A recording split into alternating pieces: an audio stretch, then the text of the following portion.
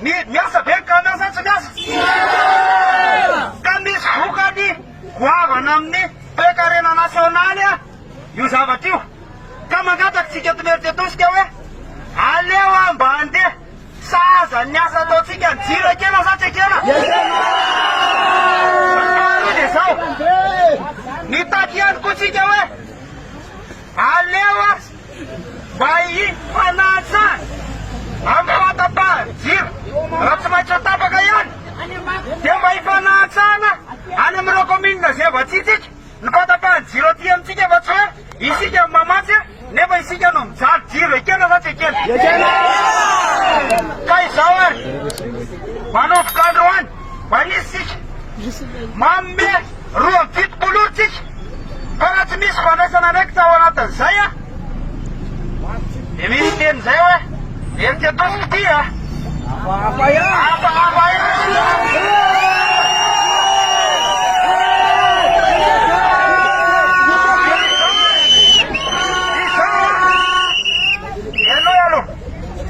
Manme ruang fit pulucik.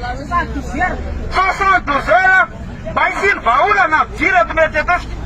Ratmis baula na wanatan saya. Na para tu mis papresan. Ya biar pendai madea inti. Apa ya? Kai sawar. Awanatan ruang fit puluran. Dia magatak. Ilela pala dia cika bawak. Bana ragam pandamina na ba? Tiam tarke sa tiam. Rasana ti zam mismopep.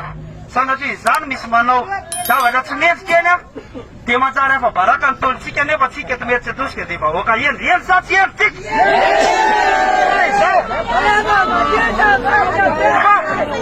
Di sawan ne ba tak tiu. Eja na ba yas ke bilamin nanti. Kanya fokus. Reva toga be. Reva fen ben kapoka. Gawon? Kaisau. Mana rafa da mina cik. Elu ikona. Turmar kena Facebook reten. Anam berat teoretan. Anam kaset retan saja. Isi ke mana na pano kaset mar. Benar na sam cik. Net parcel periza. Net istilah sana belua.